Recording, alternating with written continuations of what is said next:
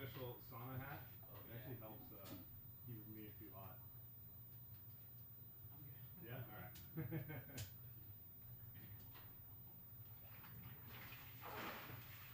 Definitely lost those optimized ones. Oh. Yeah, they're or probably, the one I have. They're probably some worse on there. Yeah. Carrie should probably watch it. I do the dishes, she does the laundry. That's a good compromise. Yeah. And the guest is in the back left corner there. Left.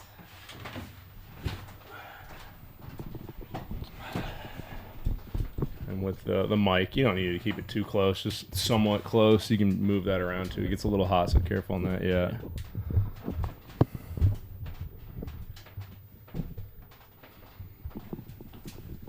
That good right about there? Yeah, should be good.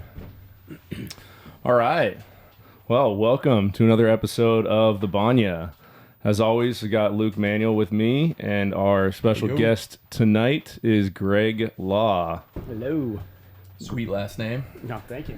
Where are your people from? My people, The laws. the laws. The law dogs. We're originally from Illinois. I don't know where the name itself is like German, I think. We have a lot of German in Quincy. Okay. And then What part of Illinois? Quincy, Illinois. Oh, Quincy. Where is that in the state?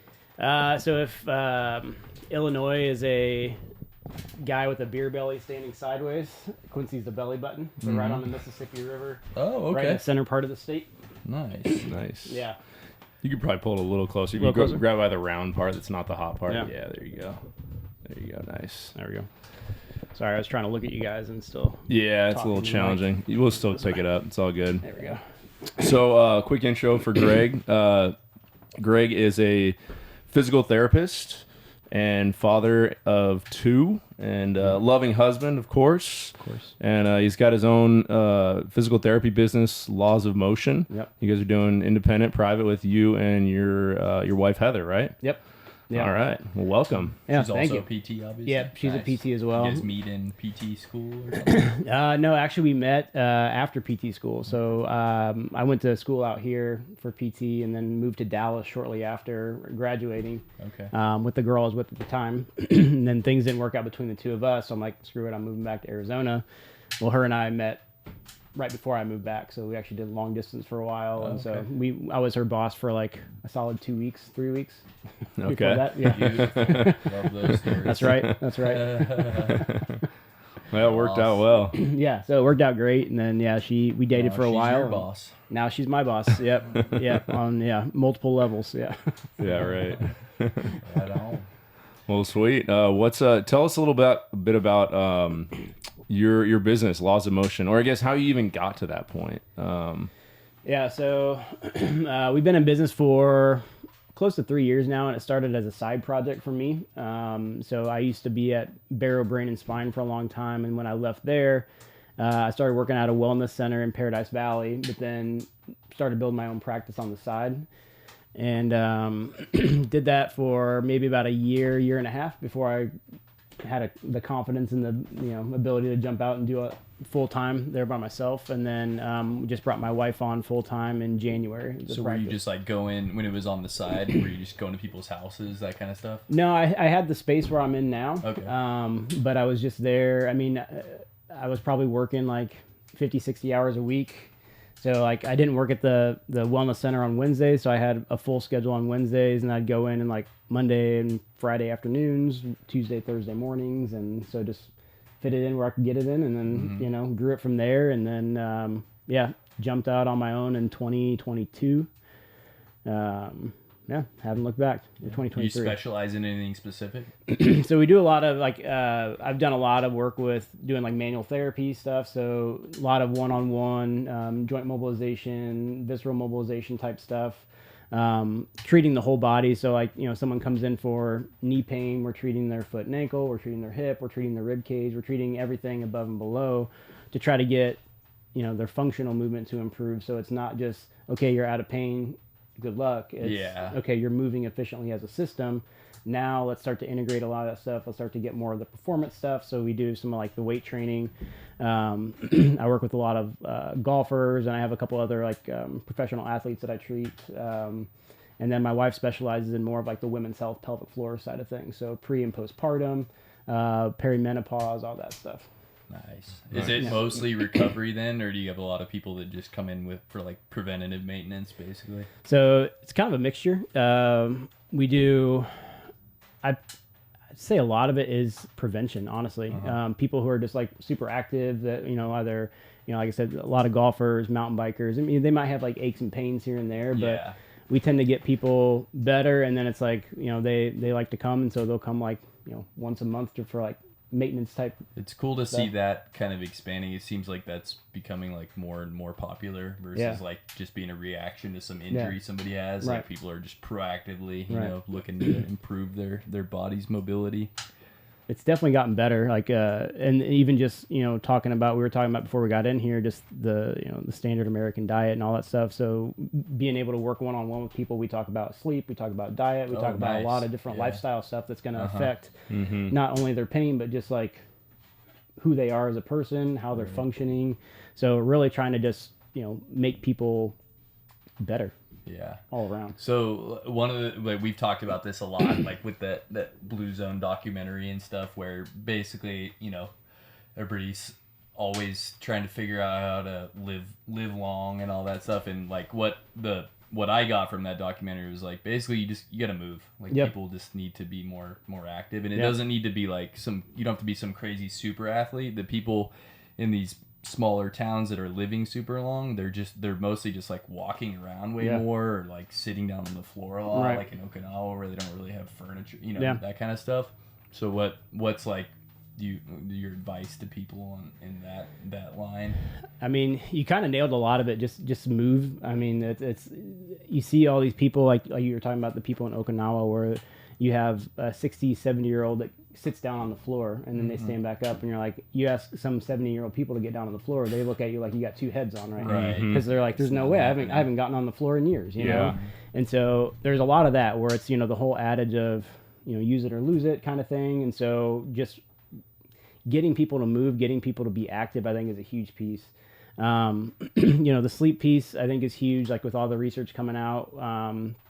Matthew Walker, who wrote that Why We Sleep book, which was really neat. He did a ton of research, and he's kind of been, in my mind, like more of a pioneer in terms of bringing some of the research to life with sleep, and just how, used to have that like, oh, I'll sleep when I'm dead kind of thing, where now it's like, well, you're probably going to die sooner if you don't sleep. So you'll have plenty of time to do that.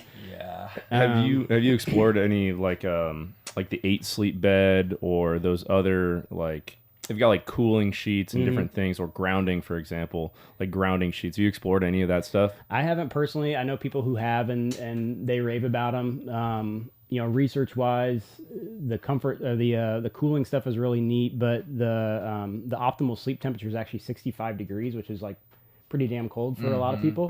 But 65 is supposed to be more of the optimal sleep temperature. Sure. The other thing that I do a lot is tart cherry juice concentrate. So it's like the syrupy, you can get it in Sprouts and Whole Foods. Lakewood makes one where it's like comes in that single serving orange juice size. It's a powerful anti-inflammatory, antioxidant, and then it also has about 5 milligrams of melatonin per 2 tablespoons. So it's a natural sleep aid with that. So that's been huge too. Is that something you take like 2 hours before you're expected to go to bed, or 30 to 45 minutes? Yeah. Okay. Yeah. So it's tart cherry juice concentrate. Okay. Yeah. So not the just the tart cherry juice, but the concentrate stuff. So it's like a little syrupy. I don't measure it out. I just kind of take a pull from the bottle, but whether it's placebo or not, I don't know. I feel like I sleep deeper, and the research says it does. And so, like I said, whether it's placebo or not, I don't really care. It makes me feel better. Yeah. I mean, if it works. Is that really sweet or no?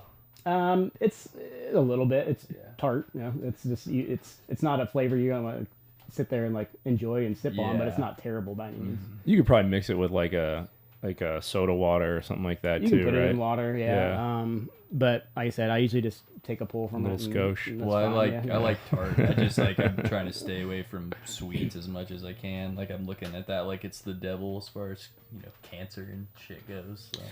Yeah, but it's more of a, like I said, it is more of a natural sweetener. And then, like I said, it actually, they found that for treatment of gout. So it helps with uric acid levels. Like I said, it's a powerful anti-inflammatory, antioxidant. So it's great for pain, great for sleep. I think the benefits outweigh the little bit of sugar that you're going to get from it. Right.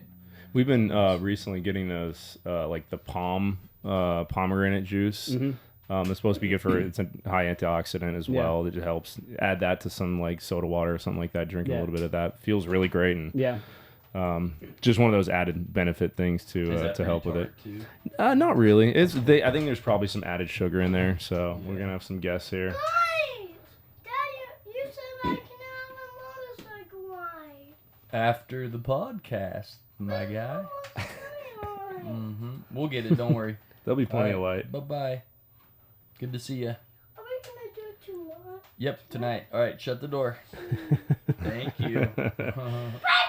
Bye. We have our frequent guest interruptions. Yeah. You want pee-pee for dinner? That is, that's my mischievous child. Yes. Oliver. He's a rat. Yeah. Ollie rat. That's good. That's good. Yeah, he's busy.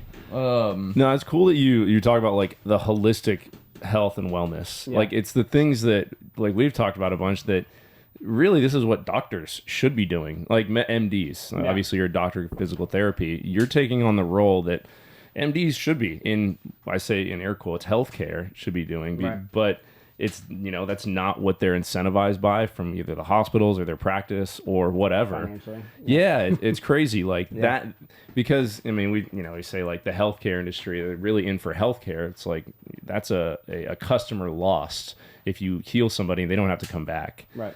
Well, not only that, I can't remember what podcast I heard it on, but basically like there's like the standard practices, and if they deviate from the accepted standard practices and they recommend stuff like that logically actually works, they could be jeopardizing their license, like their jobs in general. You know what I'm saying? So like they have to kind of adhere to like whatever they're being told to prescribe, basically. Yeah. They were actually just talking about that on the Joe Rogan podcast with Gary Brecka. It was Brecka. Yeah, that's what it was. Yeah, where it's like you are expected to prescribe X medication for blood pressure and blah blah blah. But if you go off of that and you say, hey, you should try to eat better, you should try exercise. Maybe don't drink as much. Maybe don't drink as much. Maybe try Right. to get some sleep. Maybe try to do XYZ. It's like they open the door for a lot of malpractice, which is unfortunate. Right. Yeah, that and I think statins is a big one because it's like a multi-billion-dollar industry for these statin drugs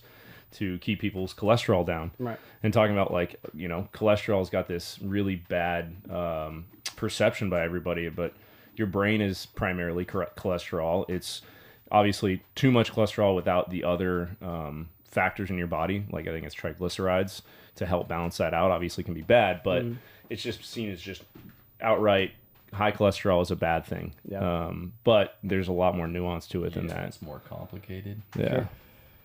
Yeah, I know. I dug into just sleep health. One of the first podcasts that Andrew Huberman did was on sleep, the circadian rhythm. So, and just I found it fascinating thinking about the body temperature and how it fluctuates throughout the day. Like there's a cycle in everybody's day that your body temperature at a certain point in the afternoon, it starts to cool down. And that cool down is like what starts putting you into that sleep state. Yep. So having a good circadian rhythm, getting up, getting some sunlight in the morning helps maintain that because at a certain point in the night, your body then starts to warm up. And that warming up is the waking up period throughout your cycle of your day. And it's super important, like getting good sleep for not only recovery, but brain recovery, kind of like cataloging the things that happen throughout the day in your brain is what that sleep is for. Yeah. Well, and on top of that, you have your circadian rhythm, plus you have what they call like a sleep pressure.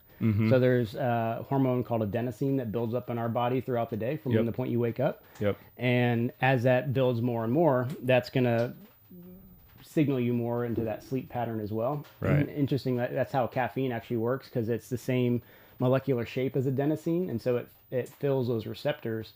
So it blocks that sleep weight that you have throughout the course of the day. So that's actually how caffeine works. And then so along that line, the timing of when you have your caffeine, like some people, the second they wake up in the morning, Luke, has caffeine is right away, immediately. I am hydrogen water guy now. That's right. We're shifting. Shift into hydrogen water. But isn't that where, like, if you have caffeine too early, like without being awake for too long, I can't remember the exact process. You could probably tell me where it like blocks the adenosine from flushing out of your body. Yeah. It's funny And causes too, that you brain say fog. that. Yeah. Like I also, if I wake up too early and I start drinking coffee, I think my body's telling me this, but like I don't enjoy it either. It like kind of like doesn't do anything for me. You know what I'm saying? Like I'm just like going through the motions. So yeah, that was a little bit part of it because I train jiu-jitsu typically. Like I'm in the morning slot, so I'm going, waking up at like 5 most days. So yeah, like it's been good switching over to the hydrogen water as a first start. Have you found that helps? Mm-hmm. Yeah. I mean, I don't really know. Like I was telling him, it's hard to say because, like, honestly, even if I switch just water from caffeine, like coffee, I'd probably feel better anyways. You know what I mean? But I do the hydrogen water with like a little bit of creatine and some Relight. Yeah, kind of get me going. But yeah, I feel way better for sure. Yeah, I think it's 45 minutes. You're supposed to wait 45 to an hour. Yeah, and depends obviously if you're exercising. So if we get up and go at 5:30 or 6 in the morning for jiu-jitsu, as long as you don't have caffeine before then, your body's reset. You have the caffeine whenever after that. At that point. Another thing I've been fighting, which has been making me feel a lot better, because I love breakfast. It's my favorite meal of the day. But I've been like, it's weird. Like I started to, I don't know, it was like maybe a year ago training jiu-jitsu in the morning. Like if I eat a breakfast after, I feel really bad. Yeah. Like I just don't feel good. So I just stopped eating breakfast, and like I'll like basically do a mini fast until like I usually get home like around like 2:30 or something like that, and then I'll eat. I've been feeling so much better. Yeah. Like I just, just water and like a cup, maybe a snack or something, but like not having any big meals. Just for the first half of the day, I feel great. Even if I do train, like it's surprising how, like every now and then I'll get super hungry, but usually I'm good. Especially if I'm busy enough, I don't really think about it. But that's been really nice. Yeah, we do something similar. We do a lot of like the time restricted eating, I guess, more so, where usually we eat dinner, especially with the kids. We'll eat dinner at like 5 or 6 o'clock, and then I usually don't eat anything until 8 or 9 o'clock the next morning. So it's like, getting that time. But I do actually want to try to do more of a, once a month or once every 3 months, or more like a longer fast, or you're doing more of like the 24-hour. Yeah, or like it's supposed to cut down on your chances of cancer too, right? From what I've heard. Intermittent fasting's been proven to, because cancer feeds off more sugar. So you're burning all that off. You're depleting your glucose, your sugar reserves, and then you achieve more of that ketosis where they're not really getting the feed to those cancer cells. Right.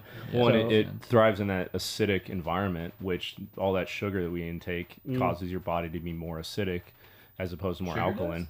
Wow. I believe so, yeah. I could be wrong about it partially, but I believe so, yeah. And maybe it's just where we get the sugars from. So say if it's like carbohydrates, that turns into sugars. So that obviously is adding to the sugar content, especially if you have like, just our enriched flour breads that are filled with glyphosate and whatever else that was sprayed all over the wheat, like just all these toxins we're putting into our body.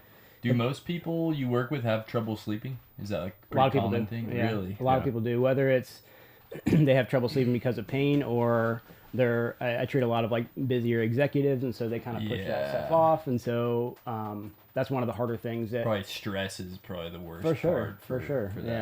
Trying to shut your mind off when you're laying there. They're like, it's 10 o'clock at night, and I'm thinking about all these things I got to do. Kind of thing. So that's one of the hardest things to get people to do, is to change their sleep habit, because you just and then you talk about drinking on top of that.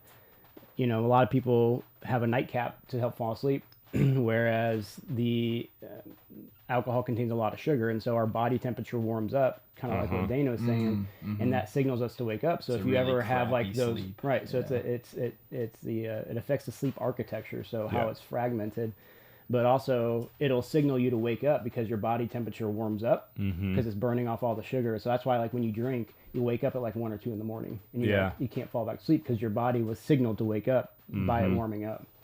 Dude, I'm a couple months into, like, I drank maybe a week ago for the first time in a couple months and didn't really enjoy it, and like it's been so nice though. Like I feels so good. And like, yeah, sleep like a rock. Just no issues with any of that. It's been super nice. Are you gonna drink down in Rocky Point this weekend? For sure. Yeah. I'm gonna try and keep it to only tequila though. If I just stay away from beer and I stop drinking relatively early in the night, I mean, I'm still gonna have the effects of it because it's not gonna be great. Day But drinking's the best way. yeah, right. Burn it out by about 8 p.m. hopefully, Yeah. but you know, there'll be some residuals. That's a funny way to look at it. Yeah. Get started early, dude. Burn it out before you go to sleep. But yeah, How do you feel about Kava Kratom? Have you? I don't really know much about. Yeah. No. Mm-mm. It's very interesting. One's a tea or one's a leaf and one's a root. You can get it kind of just straight up like as that, or some of them. There's a lot of extracts that they sell at like Circle K's and shit. But there's also like we work with a company that's got a really good beverage that it's actually tasty it's one of those things like there's zero hangover. It makes you feel really good. So I'm like asking everybody who knows anything about it, like, where's the catch? Where's the catch? Yeah.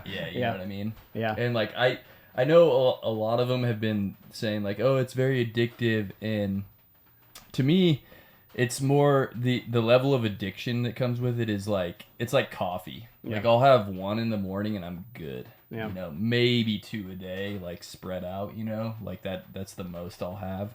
I'm not like it's not like beer or wine or like anything like that where you're like, oh, I want another one. You know, once you pop, you know, you keep on one to go. I don't get that at all. So I'm trying to figure out like what's the issue people are having with these? Are they sitting here pounding these all night or something? Well, how does it like? How does it work? I think it reacts with the same receptors as like your opiate receptors, I believe. So it's not like an opiate, but it binds. That's what it is. Yeah. Opiate receptors or something like that. So yeah, you get this very calming, euphoric feeling. Like your breaths, like I just had one like a couple hours ago. So like when I breathe in, like you just get this really pleasant feeling. It's super strange. It's not inebriating at all, but like it does make you a little bit. It's great for like a social situation. Right, where like it'll like anxiety type stuff or. It would help with that. Like it makes you more social, talkative. Focus goes up too, actually. So it's like I love doing them in the morning before I do like the most boring book work I have to do. You know, like 9-10 o'clock. Right. They're great for that. So yeah, I'm just like kind of. Trying to just figure it out with people, like what's the problem with this stuff, because I've met a bunch of people who are like, watch out dude, people get crazy addicted on this stuff. And you know, maybe, but for me so far it's all been pretty rad. So that's cool. And I haven't heard of that. I haven't tried that yet. I mean, probably like anything that actually is functional, just moderation, right? Like you got to treat, and that's something I've been doing like with literally everything in my life is like serving sizes, you know, like actually whether it's like a nicotine pouch or whatever, like okay, how many milligrams are you supposed to have of this versus just like mindlessly chewing on something or drinking alcohol like crazy, you know what I'm saying? Like looking at everything like, okay, like what's an intelligent serving of this stuff versus like, because we do that even with coffee, right? As a people, we just like go, I'm just gonna drink this all day, and like, that's not good for you either. You know what I'm saying? You gotta actually kind of look at what, you know, based on your body mass and everything, like what works for you, and you know, listen to your body's feedback. Sure. Yeah, I'd say that's my biggest crutch is coffee. Yeah, for sure. Yeah, I've turned it into just like my means of getting some collagen protein and just protein in the morning. Nice. Okay. So I don't have anything to drink besides water for probably an hour or 2 hours after waking up, whether I go to jiu-jitsu or not. Yeah. And then I'll just do like a little collagen protein, a little just whey protein, some ghee, and a little coconut oil in my coffee. You were a soy guy, a soy boy. Yeah, strictly soy protein, soy milk. You know, it's my thing. But yeah, and I like it. It's not exactly fasting because there's calories in that. Sure. But then I don't eat until 11:30 noon typically most days. Yeah. And I feel great. Like this past Saturday, went to open mat jiu-jitsu at 11, and Sam, she's having breakfast before. She's asking me if I want some eggs. I'm like, no, I'm good. Like I'd rather be fasted before I go work out at all. Right. it's crazy the energy level I have completely fasted to go work out and exercise like really hard cardio versus if I have even a little meal. I don't know what it is, but I felt great. I rolled for like an hour straight and it felt amazing afterwards. So I don't know. There's something to that like fasted exercise that just feels amazing. Yeah. That's where I like. You want to get a cold plunge real quick? All right, let's do a quick break then. We'll come back to that point. This episode of the Banya is brought to you by Optimize. Optimize is a health and wellness center run by Jesse Meringue, a fellow training partner of ours. They've got amazing center. They've got your cold plunge, your sauna, the infrared, the hot tub, compression therapy, as well as this PEMF therapy. It's like pulse electromagnetic field. It's amazing. Feels crazy, like you get that electro stim. But the idea is you've got a time in there for an hour to switch between different therapies. You can go from the sauna to the cold plunge to the hot tub. Feels amazing. Luke and I just did that last week, and absolutely, it was incredible. So if you're looking to recover from any sort of athletics or just to feel better, go check out Optimize. And for anybody, the listeners, if you just tell them you heard it on the Banya, they'll give you 50% off your first session. So I believe normally it's $39 for the first session for an hour. So it'll be half that. So go check them out. It's an amazing place.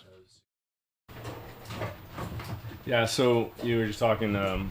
Clearly, you've sauna'd before. You're hanging tough in here. Yeah. So you're saying you have an infrared sauna at home. Yeah, we do an infrared sauna that we got probably about a year ago. Yeah. And it's got different. It's pretty neat. It's got different settings on there. So it's got like a detox setting. It's got like a cardio one. It's got near, mid, and far infrared, so you can get like the different exposures to it. It doesn't have to get as hot as it does in here. So like ours is like 130, 131. But yeah, I'll try to do it a couple times a week. Heather's better at it than I am in terms of like doing it more regularly. But yeah, we got it more for when she had like with all her ulcer colitis stuff. Trying to get that under wraps. Yeah, was big. Yeah, that infrared. It felt great, and we did that. There's a place, Optimize. I don't know if you've heard of it. I've heard of that. Yeah. Yeah, which we'll hook you up with a guest pass if you want to go check it out. But we did the infrared light there. You just stand there in front of the infrared and front and back for, I think it was like 10 or 15 minutes. Yeah. And it feels great. It's crazy. Just that energy that you get there. And yeah, it's amazing. And I've been using that actually recently. I have a small light at home because I injured my toe like 3 weeks ago in Jiu-Jitsu. And I'll just sit there at my desk. I'll have just barefoot and just have it sitting there right on my toe just to help stimulate, I guess, what brings blood flow to it. Or can you explain a little more about that if you know? From my understanding, yeah, it stimulates some of the blood flow, and then it also, I believe it does something else with the collagen as well in terms of just like the healing process. But like I said, Heather's done a lot more research on that piece than I have. It helps a lot with her digestive stuff. So we have the sauna, and then she's got one of those like little handheld ones too that she'll like put on her stomach at night. She doesn't want to do the sauna. Yeah. And that seems to help with some of the inflammation for her. And then she also does castor oil packs on her stomach too that help with inflammation. Which is interesting. The one she has for her stomach, is that like the little like Loom Box is the brand. So it's like a little bit bigger than like an iPhone would be. So it's like that big. It's probably got like, I don't know, 6 rows of like 3 lights maybe, something like that. And it just, you just sit it on there. It does near and far infrared, I think. Yeah, I got one of those like the wrist, well, not a wrist, but it's just a strap that has 3 of those infrared lights on it. I was using it for my wrist because I had heard that, but it seems to help at least, a little bit of that mobility in my wrist for that. So trying anything basically. Well, I mean, recovery is so huge, and like especially for you guys for doing all the jiu-jitsu, like you guys beat yourselves up every time you're on the mat. Like you got to have some sort of recovery, whether that's sauna, cold plunge, whatever it may be. Infrared is a piece of that. Yeah, for sure. When did you start doing jiu-jitsu, Dana? Almost 3 years ago. 3 years? Yeah. So in the first year was I was just sore all the time. Yeah. Like constantly. Yeah. Well, and it's just I mean, it's probably not much different in terms of like physicality, like now versus, when I first started. I think your body just gets used to all those little muscles, like the stability muscles and all the muscles that doing isometric lifts, you're not going to exercise at all. Like all the little muscles around your ribs, anywhere in your arms and legs and hips that like just don't typically get used as much with just our normal day to day. A lot of rotational power stuff. Oh, It's yeah. like you're lifting squats or deadlifts. It's all like front to back versus more rotational stuff. Yeah. Yeah, so I think that just kind of hardening up, like, and at first, like, I was bruised constantly, like, all over. Like, there's a picture I have, because I was tracking, like, my weight and where I was, so I'd take a picture periodically so I could see as I was going, and there's one where, like, my arms are just covered in bruises, legs are covered in bruises, and I just don't get those as much anymore, which I don't know exactly the physiological reasoning for it, but something about just the body hardening up and being used to it, I guess. You just don't get that anymore. It was a weird thing to see, like that I rarely will have that anymore. Yeah. Yeah, so every year in wrestling, when we transition from collegiate style to freestyle and Greco, one of the main differences is in freestyle Greco, you can legally lock your hands around their waist, and a standard move when you get on top is called a gut wrench. So you're basically squeezing the rib cages, and the guy on bottom's trying to lay flat and not get turned. Sure. And so basically there'd be like a 3-week period at the beginning of freestyle and Greco season where we would just be hardening up our rib cage, and one of the exercises we do in the warm up is literally just get our hands around our partner and just basically just start wrenching one way or the other. And eventually though you build up a lot of like I don't know what it is, It's like building calluses on your hands. Your muscles and your ribs and everything, just like you get hardened up pretty quick, if you do it regularly. It's funny how fast that stuff can happen. There's something in there that gets tough. That's got to be good for like even just the muscles in general, like getting all of that extra motion and like what are those little like metal scraper things that you guys use in physical therapy to like break up the fascia or something like that, right? Yeah. It's kind of doing that, but just through movement and pumice stone of through movement, but also like you're strengthening through that whole range too, whether you're resisting or whether you're trying to move someone. And so it's just like I just imagine it as you're using all these different muscles that day to day, or even someone goes to the gym and like just does your standard like do bench press and rows and all that stuff. It's all just this single plane of movement. You're not getting anything rotational side to side, and then not even to mention just the hardening like you were talking about, where it's like you're just constantly taking shots to the ribs, whether someone's rubbing on you or you're getting thrown to the mat or whatever it may be. So. Yeah, it's cool to see it, and just like the transformation is definitely huge. And we talk about this all the time with no matter your size, age, body type, physical fitness, whatever it is. If somebody sticks with it long enough, that you see them slowly get more flexible, more capable, like they're just, it's a cool transformation to watch people, at least on the jiu-jitsu side. Obviously there's other sports that can have some of that effect, but what have you noticed like lifestyle or like mentally wise that's changed? I mean, just mental toughness, just in general. Like I explained this, and I kind of took this from my coach, John Cabay, who talks about this, but it's like the volume of all the other stresses in life gets turned down when you're not fighting to be, not be choked out or have your arm broken or whatever.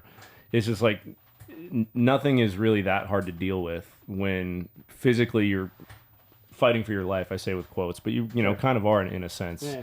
And one of the first milestones that I felt, at least, was that panic feeling of if somebody's in a position that's dominating you, whether it's like choking you or whatever, like your immediate response is to panic and freak out and tap and be like, I got to get out of this. But at some point you realize like, oh, I'm okay. Because you start trusting all your training partners and realize that they're not going to hurt you, not intentionally at least. Right. Typically people hurt themselves by doing weird things. But that panic, like it's that fight or flight. You lose that flight kind of feeling. It's more of the fight aspect and like, cool, nah. You allow your brain to start thinking versus like, I got to get out of here, to how do I get out of here logically? So I'd say that, I mean, just the mental piece of, you have the confidence to know you can handle yourself and you don't have to worry about all these other things in life. Yeah. At least to the same degree. Yeah. So, I mean, everybody in jiu-jitsu probably says this, but we think everybody should try it at least once, or for a period of time. I think it would benefit every single person on the planet to try it. It's jiu-jitsu's not for everybody, but it's for anybody. I think that's the term. Yeah, maybe I have that backwards, but it's for anybody and everybody. Yeah. No, and Rogan always says this: is jiu-jitsu is the activity for developing your human potential. Yeah. Which it sounds kind of cliche or like, oh, we're like, really, what does that actually do? But I would see this more as like a younger person, like a young adult or a kid, developing the confidence. Because you just develop confidence by being able to physically handle yourself. Like the other things in life, kind of that confidence comes along with it. You have the confidence to stand up tall with your shoulders back, because you can handle yourself in these situations you're never going to be in the first place. But it's just an air of confidence that actually helps in all other aspects in life, I think. Yeah.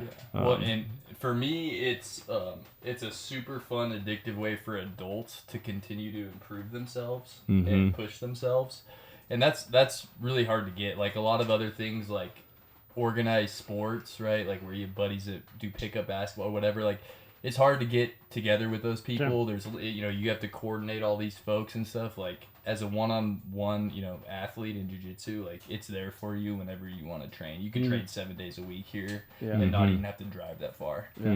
It's always there. And like the thing that I've realized, like with the people around me in my life, is like the people that are at jiu-jitsu especially, and I'm sure it's true of other sports or whatever else people are doing, like as long as they're working to improve themselves and learn, they seem to be much better people, way cooler, way nicer, versus like I work with this one dude, he's a subtenant of mine. He's like this 58-year-old man-child, used to play football, drinks beer every weekend, like asshole, you can tell, like it's sad to see somebody get to that age and be doing the same stupid shit they were doing when they were 20 and 30 and 40, and now here they are almost 50, 60, and they're just the same fucking person. And it's miserable to see those people. I hate it. It's weird. So like just as an outsider, like I started jiu-jitsu like a couple years ago,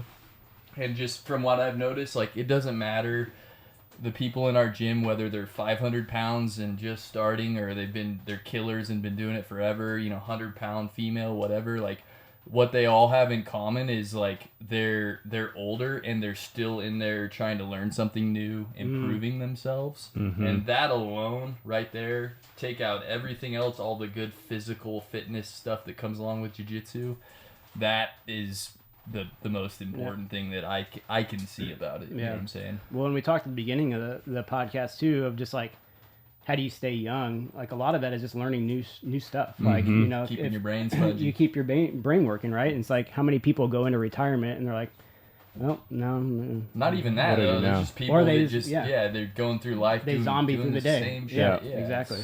And so it's like, terrible. There's no reason to try to improve yourself if you're not trying new stuff. I think Josh posted that if you're the same person you were a year ago, you're not the same. You're worse. Yeah, right. Like you gotta keep scratching and clawing to just improve yourself. Like, why not? Yeah. Well, and I think it's like, what is it, 1% better every day. It's like 100 days or like 150 days, you're double the person you were. Sure. Yeah. That's obviously scales in a certain way, but I also found that through wanting to get better at jiu-jitsu, like I couldn't eat like crap. If I ate a burger at lunchtime, I was like 6 p.m. It was, 6 hours later, I was still feeling it. So that definitely shifted my mindset on how I eat, what I eat. Yeah. I want to be at peak performance to train, and not because like I have to. It's like I want to. I want to be able to be fully functional, and if I'm going to be there training for an hour, I'm going to get the most out of that hour. Yeah. So that way, it forced me to just get better in that aspect of life, which I think for most people, it's like Luke was saying, you want to improve yourself, and improve yourself physically, but it's improve yourself in all aspects, because if you're mentally not there, you also can't train at your peak. Right. Physically, you're not. Emotionally, you're not. And it definitely helps with all aspects of life. Yeah. And it sounds cliche, but it really does, especially for people who've already been athletic. You know, like our friends, they all play basketball, which is great. I mean, they're obviously and lift weights and they're in shape and healthy. But seeing those milestones of growth and how when you nail that move, that jiu-jitsu move that you've been working on, you're like, oh, it clicks. You finally got it. Yeah. I like to think of like gamifying it. Like it's like a video game, like an RPG. Like you have a character. You are the main character in your jiu-jitsu journey, right? And you've got this skill tree. And you're at the bottom, like, all right, I just got to figure out how to survive for as long as possible. And then you start to figure out, oh, I can escape from this position. And then from there, I find more. And it's like you gain these skills that just slowly branch out into other aspects. So gamifying it has helped with me. And I just like to think of it that way. Yeah. Like it's a fun way to do it. I'd love to develop some sort of an app or something that would help you kind of recognize where those skills are. And make like notes, like here's this one skill, make a note for that where you learned it and so on. Because a lot of people will do like a journal, write down after class. Here was the move, here's how we did it, here's the escape, whatever it is. Yeah. Well, I remember when we randomly got paired up on that flight to Utah, it was like 2 years ago, I think now at this point, maybe 2.5. And like just talking to you then, and obviously I've known you longer than Luke. I just met him an hour ago. But, but like seeing the change in you, just from when you started jiu-jitsu to now, like it's huge. Like, because I remember talking on that flight and I don't even remember how we got on the topic, but kind of like what you just said, where it's like, I care about what I eat now. I care about what I drink now because it, not just for my health, but because it affects how I perform on the jiu-jitsu mat. And so I've heard other people talk about the changes that jiu-jitsu has with that. And it's like, just being able to dive into that, I think it's huge for personal development. And like I said, just seeing the change in you has been like pretty big. Like, well, thank you. Yeah. I mean, I'm very, and for the good. Yeah. I hope so.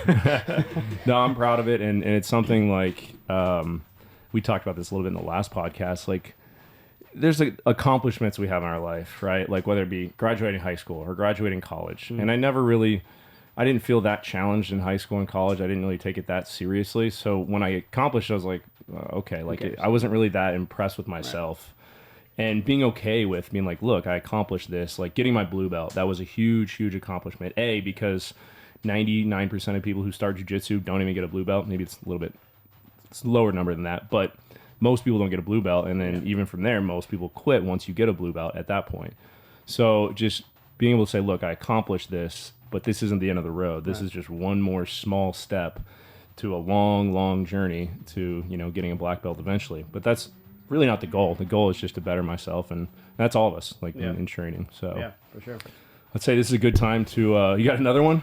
Yes. All right. What were you gonna do? We can do another one. I got a thought. We'll bring it back in after we do another cold blood plunge. Break. All right. So we've talked it up quite a bit. So I got a jar of Kool-Aid outside whenever you're ready to drink it and join the cult. But no, I mean, I got to ask if you're ever interested in coming to check it out. I mean, you're more than welcome whenever you want to drop in. Yeah. And typically our coach says like you can come in for a week and try it out and see what you think. I got an extra gi for you and whatever you want. So open invitation. I'm down, man. I know Heather was even talking about, because there's a friend of ours who's a doctor, and she started doing jiu-jitsu somewhere over in Scottsdale, but so she's even down, so we'll have to check out the place. Selfishly for yourself too, if you separate. Well, if a person walks in and they find out their physical therapist does jiu-jitsu, you're gonna get a lot of street cred right off the bat. I guarantee that. Yeah. I mean, it's like like you guys were talking about earlier, like the functionality of your body in a sport like jiu-jitsu, like it's unparalleled. Right. You know what I'm saying? Like you're testing every piece of your body, literally. Yeah. So just you having that background, I mean, it would give you a great perspective, I think, for that. Well, I think even just like, I mean, I played a ton of sports growing up, so if someone's like, oh, I used to do this or that, it's like, oh yeah, I've tried that or I've tried that, but jiu-jitsu is something I've never tried. I did karate when I was younger, but that was just like you're standing in line doing katas, doing the moves and stuff, and it's like, yeah, this is cool, and I watched my fair share of Ninja Turtles to get me into karate, but yeah, I'm down, man. I'm gonna try it sometime. Okay, well, The gym is literally right across Thunderbird, right Yep. here. So it's not too far. I know we live pretty close together. So Yeah. it's close for me. So I know it's close for You guys you. can carpool down. There we go. Yeah. All right, so let me ask you then. So, like, hip mobility for jiu-jitsu people is huge, Yeah. and that's Mhm. something as a wrestler, a lot of wrestlers are infamous for ruining their hips, and myself not excluded from that. Like, I've got pretty shitty hips. And a little background before Luke goes on. He was a collegiate wrestler at Purdue. Okay. So- So I wrestled from the age of 5 to 23, basically, and then took about 10 years basically off of doing absolutely nothing besides, trying to build a business. And then I jumped into jiu-jitsu a couple years. And one thing that's been awesome about jiu-jitsu, it actually has helped my hips. My mobility is way better. I think it's a lot to do with just like the reverse. Like in wrestling, you're kind of hunched over a lot, and in jiu-jitsu with your guard, you're opening up your hips a lot, and so it's kind of like the reverse in a lot of ways of specifically for the hips. So my hips have improved, and so two things like lower back and hips super tight. And one of the things I'm trying to do is like after watching that Blue Zone documentary, I built this little table that I have to sit at on the ground to try to strengthen my lower back and my hips. But I feel like I'm like my back gets really sore and tired from trying to sit on the floor too much, and my hips also will start to hurt. I'm assuming that's still it's just because I'm so tight and I need to loosen up. But like, what would you recommend for myself and anybody who does jiu-jitsu to not only like open the hips up but strengthen them? Yeah. So a lot of times those go hand in hand. I don't do too much in the way of like prescribing stretches for people unless it just helps control their symptoms. I actually think doing some self-mobilization type stuff, so using like straps or like the really thick like gorilla band type stuff to help distract the hip and do some mobilization that way is pretty important, but also just working on controlled mobility through lengthening. So a lot of the times you'll get those injuries where it's like a deceleration injury or in most sports, but having the ability to slow down and to go through a lengthening position is hugely important. So like if you have a sports car, right, and it goes 200 miles an hour, but your brakes don't work, you're not going to hit the accelerator. Like you're just not. So if you don't have control of the mobility, you're not going to go through that mobility. You're not going to go through that range of motion. So a lot of the times you'll have, unless it's like if you were wrestling and you let's say you tore your labrum in your hip, that could be a physical block that's keeping you from doing something. But if it's more of a muscular control piece, it's more on the body's just not ready to let you go through that motion for whatever reason. There's some sort of protective mechanism there. There's something to where it just doesn't feel like it has control. So a lot of the times doing like a lot of eccentric exercises through a full range of motion can be hugely important. And if you want, I don't know if there's a way to post it to the podcast or send it out to people who subscribe to you, but I can put together some exercises like a mobility routine or something like that for the hips. Yeah, I'd be happy to send that to you guys. If you either do a reel on Instagram or just do a video and you can send to me, I'll post it on our page. Or we can just I can just tag you in your reel, or you can tag us in the reel, and we'll have that posted so everybody will see that. Okay. Yeah, I can put something together. It might be by the end of the week, but I can put together like a hip mobility series for you guys. Okay. So you'd recommend gorilla bands for sure. Like I as like far the as gorilla go. bands. I even like some bands that don't have any give. So there's a mobilization I do for hip where people are laying on their back and they'll have a strap around their one foot and the other strap comes into the hip. And so you'll pull the knee close to your chest until that strap gets tight. And then with this leg, I'm going to push away to where I can. And so then what I'm going to do is from that position, I'm going to try to push my knee closer to my chest, and I'm going to push away with my knee. So I'm building up a resistance between the two. Do that, then take up the slack, do it some more. That's going to help with some of the hip flexion mobility. So squatting down, getting down to that table, getting down in those guard positions. Another thing with hip mobility and squat mobility, a lot of it's ankles. Foot and ankles. You have to be able to go into ankle dorsiflexion. You have to be able to load in this direction to be able to squat down. So some of it can be foot and ankle mobility as well. Yes, I'm also garbage in that arena as well. So doing things like full squat down here. So full squat down there. Or even like a slant board. You can do slant board, and then in that position, think about trying to like breathe in 3-dimensionally. So then you're tying in breath and pelvic floor with stretching out through all the thoracolumbar fascia, through our internal external obliques. Raising the arms up as well to stretch out. You can do that. You can even go like in that position, reaching one arm overhead, going side to side. If you don't have enough ankle mobility to do that, grab a TRX, grab a band, something to help you lower down so you can get that mobility. But that's one that's pretty good. Okay. Sweet. Yeah. It'd be great if you could do that. We'll post that up and we'll do a series of those. Yeah. I'll put that together for you guys, and so that way you have something to give to your audience and the jiu-jitsu community. For sure. Would you recommend continuing to sit on the floor though? Or is that... It's not going to hurt. No? Okay. I mean, it just depends on what your goal is. Like, I do like what Peter Attia says about his centenarian decathlon of like, what do you want to do when you're 100? And let's do what you want to do now to give yourself a bucket of reserve. Because as you start to lose that, maybe when you're 100, you just want to be able to get down on the floor. So that would be a great one to do, being able to stay down, do that, being able to go into a single leg lunge into your 80s, like a lot of like people literally, do. I've just always struggled, like literally just being able to like sit with good posture, like Indian style or whatever, like very difficult, Right. It's like it's a struggle for me to do that. So some of that also can be hamstring length, because if I'm here and I don't have the length, then I'm going to round down to give myself the hamstring length. So people that are like, oh, my hamstrings are always tight, it's usually because they're in more of this like anterior tilt that's pulling the hamstrings tighter.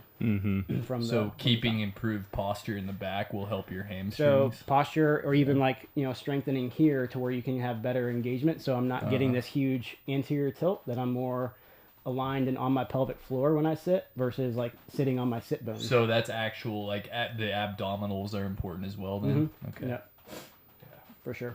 All that core strength. Yep. All the things, like all the basically things. from here down, I'm Trash. no good. Well, we got to get some weightlifting with you, Luke, too, because muscle volume is one of the longevity predictors, right? Yeah, muscle mass in Muscle particular, mass, grip strength. Yep. Well, Luke's got that down for sure.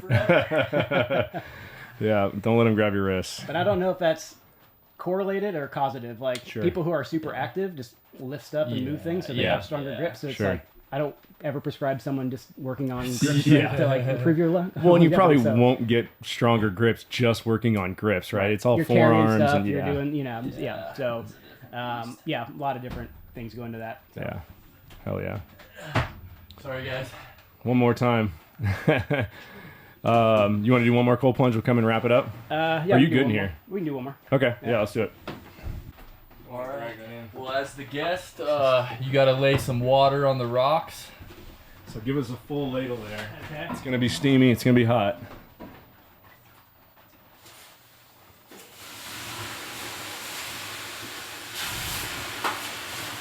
So one thing you don't get out of the infrared sauna. It's true. Whew. Oh yeah.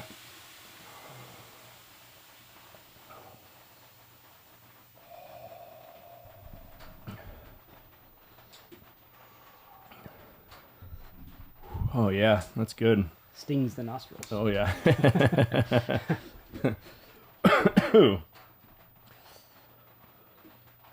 All right. Well, really glad that you came on, man. Yeah, it was appreciate you guys having me. Yeah, a lot of good fun. info. Thank you. Yeah, we It was appreciate awesome. it a lot. For everybody listening, thank you again for listening. We really appreciate everybody supporting us. It's been fun, but we want to do this for everybody, so you hear some fun info. We want to bullshit a little bit and have a good time, but getting some good educational information to stay healthy. So Greg Law with Laws of Motion PT, working with his wife Heather. So if you need a physical therapist, you can hit me up or just look him up, Laws of Motion on Instagram. Yep. And Motion. yeah, and we'll get that series going. Yeah. So we'll get some more info out there, and hopefully we'll see you on the mat soon. I'll sure, be man. bugging you about it, and I'm down. we'll make that Sounds happen. like you open up pretty early. You said you get up at 4:30, so you guys taking patients at what? My 6, first 7? one's at 7, but I Okay. usually go work out in the morning. Oh, nice. Okay. All right. Cool. Yep. Hell yeah. Sweet. Well, we got 6 a.m. and 5:30 a.m. classes, so nice and early for you if you ever want to go. And we have evening as well. That works better, but Okay. would love to have you in. Yeah, that'd be fun. All right, man. Well, For sure. thanks for coming on. listening, everybody. Appreciate Bye. it, guys. Yep. Have a good one. Thanks. Bye.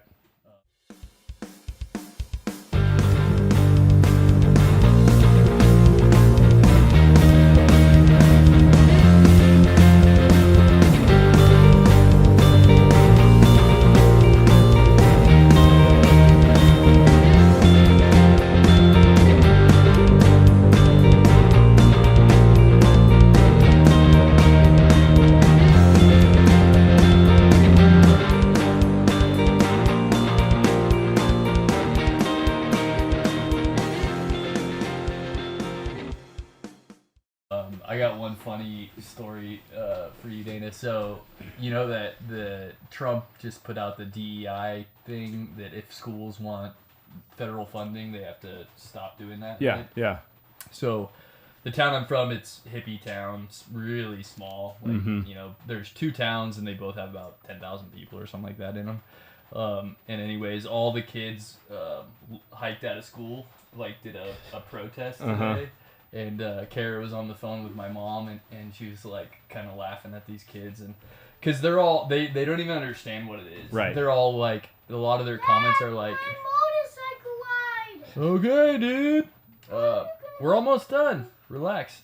They're all like, "Oh, as a brown person, I don't feel safe anymore. Yeah. You know, I feel like I'm gonna get beat up as a gay guy. You know, like it's not even anything to do with that, right?" But anyways, so all these kids are doing a walkout protest, and my mom was telling my wife, she's like, "We did a walkout when I was in high school, but it was because they wouldn't let us smoke on campus anymore." Dang, dude, we grew up in the wrong times. Imagine that. Yeah, that's craziness. That's hilarious. So, yeah, it's funny. You'll see, like, how was it Charlie Kirk thing that he was doing, and some kid was talking about DEI something or other, and he just didn't understand what DEI meant, what the actual tenet of it is, Right. and just him explaining to it, and there was kind of a light bulb moment where the kid kind of realizes, like, oh, He was that was the one where he's talking like, what if we made the NBA DEI? Yeah. right. So what if we have quotas 50% for everybody? of these guys have to be white now. How good is the NBA going to be? How And he's fun like, is that gonna it'd be watch? about the same. It's like, no, it No, it wouldn't at all. Not at all. You lose so much athleticism and just, it's, Yeah.